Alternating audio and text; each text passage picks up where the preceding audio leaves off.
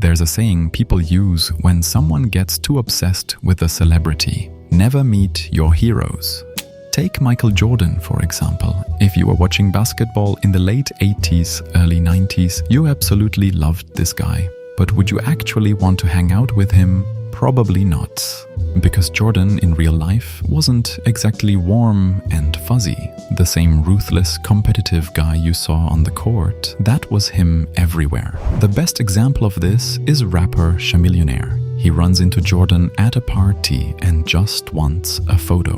He tells Jordan he's been a fan since he was a kid, even bid $7,000 on one of his jerseys at an auction. Jordan looks at him and says, "Pour me $15,000 right now and I'll give you the jersey and the photo." Paul Pierce jumps in, trying to explain who Chamillionaire is. Jordan doesn't care, and everyone around them just acts like this is totally normal, because whatever His Majesty does is fine. But what happens when the obsession goes even further? What if you don't just want to meet your hero, you want to actually be part of their world? The film we are talking about today goes right after that question. This is not your typical Western. No guns blazing, no horses running, no big action moment at the end of every scene. This is a film set on the dusty roads of 1880s Missouri, following a young man who dedicated his entire life to a legend, then had to face that legend up close. It's heavy, it's suffocating, it will glue you to your seat. There aren't many films that pull you into their darkness like this. The Assassination of Jesse James by the coward Robert Ford is one of them. The film uses the Western genre as a tool, and through that tool, it asks some real questions. What's the price of fame? How does a legend consume a person, and how does admiration turn into poison? So it's the fall of 1881. Jesse James is no longer America's most famous outlaw. He's living in Kansas City under a fake name, Thomas Howard. His own kids don't even know his real name. This guy who spent years robbing banks and trains and building this massive legend. Now he's just sitting in a rocking chair every evening, smoking cigars, listening to his wife in the kitchen. From the outside, he looks like a regular neighbor. From the inside, he's a man slowly being crushed under the weight of the legend he created. His gang is basically gone. Every original member is either dead or in prison. So for his last big train robbery, all he's got are these young, inexperienced guys he pulled from the countryside. And on top of that, his brother Frank leaves. They go their separate ways, and with that, Jesse loses the last real anchor in his life. This is exactly when young Robert Ford walks in. What sets Robert apart from every other wannabe is simple. He's obsessed with Jesse James. And I don't mean regular fan obsession. This goes way beyond that. Robert grew up as the youngest kid, always overlooked, never once feeling special.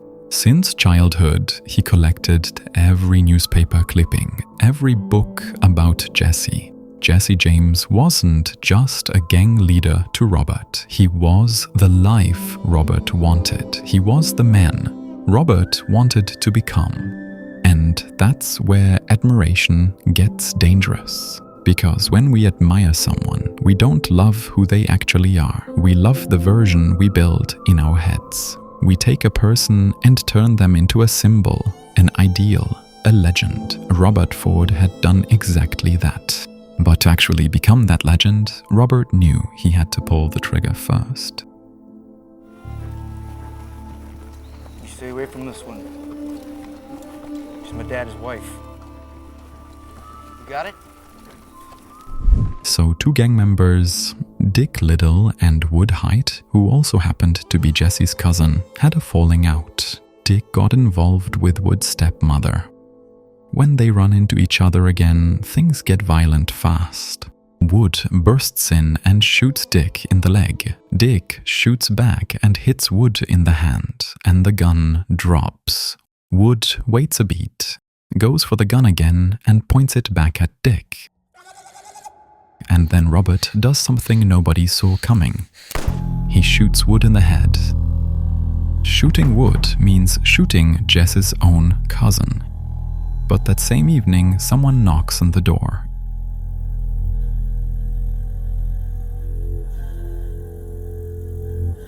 It's Jesse. He's there to take Charlie with him. And even though he doesn't say it out loud, he's looking for wood.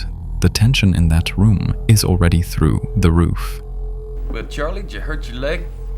Charlie had jumped out a window during all the chaos earlier, and now he's limping to the table. Charlie makes something up, but Jesse keeps pushing with questions. Well, whatever possessed you to climb a roof in December? Charlie can't hold it together and tries to lighten the mood by making fun of his brother. Hey, here's a cute story, Jess. Bobby was what, 11 or 12? You were by far his most admired person. He brings up Robert's Jesse obsession. I got one. This one's Cracker Jack. Is it one about you? Let Bob tell it. Robert doesn't want to talk, but the pressure gets to him. Robert goes through every single similarity between himself and Jesse. Same height, same eye color, both the youngest brother, both with preacher fathers. Like he's building a case, proving to Jesse that they were always meant to cross paths. Hey, something. Jesse mocks him, and that moment breaks Robert.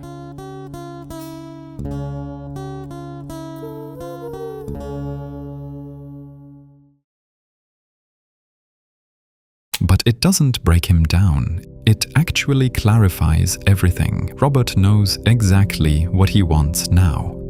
He goes to the police and makes a deal. The authorities raid the house, arrest Dick Liddell, and Robert gets fake arrested alongside him. On paper, he's listed as a private detective, but what he's actually agreed to do is hand over Jesse, dead or alive. Shortly after, Jesse takes Robert and Charlie with him and moves into a small house in St. Joseph, and Jesse is already a wreck at this point. Coughing fits, no sleep, constant pain. But they still sit around talking about robbery plans and bank targets. None of it feels real though. Jesse feels like a man just filling time, walking through the final act before the curtain drops.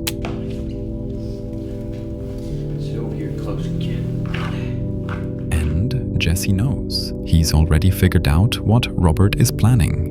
And I'll cock his head back like so. He just doesn't say anything. My God, what just happened? It's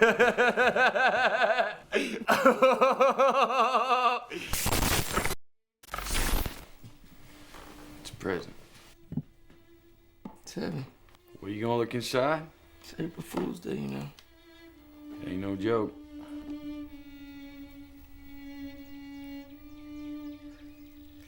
Oh, such extravagance. Don't that nickel just shine, though? More than I could hope for. Well, I figure that granddaddy coat of yours may blow into fragments next time you try to squeeze the trigger.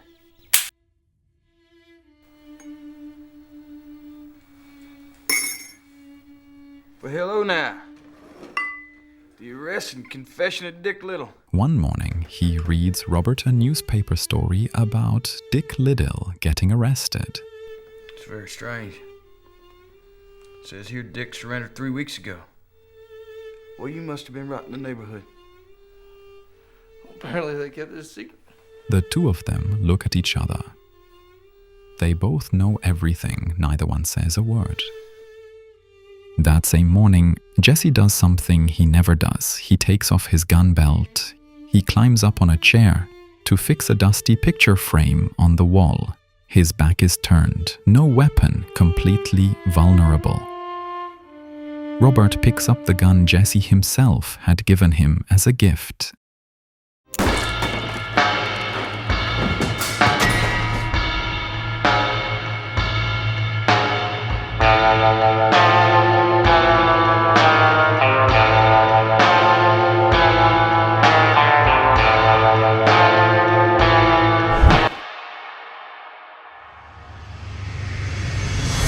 After Jesse died, the Ford brothers took the show on the road. Every night they reenacted the same scene. Robert fires, Jesse falls. Over time, Charlie started actually becoming Jesse on that stage. His walk, his voice, his expressions. It was like Jesse had somehow moved into Charlie's body. Robert could see Charlie was taking it harder. The guilt was eating him alive, and that question Jesse asked him once, out on a frozen lake years earlier. You ever consider suicide? I can't say that I have. There's always something else I wanted to do. That question was going to find its answer. Robert was heading toward a different kind of collapse. He killed a dangerous outlaw, but the public never respected him for it, because he did it from behind, in Jesse's most vulnerable moment. And then on top of that, he and Charlie performed this whole thing on stage every night for money. Eventually, people got sick of it. The applause turned into booing. He took the money from the shows, opened a saloon in Colorado, and spent his days turning over playing cards. But his road was ending too. In 1892, a stranger named Edward O'Kelly walked into the saloon and shot him with a shotgun. Robert's end came the exact same way his heroes did. He started this whole journey with a gun, and a gun is what finished it. Robert thought he could destroy Jesse James, turn him from a legend into just a man. But all he actually did was lock Jesse into a perfect myth forever.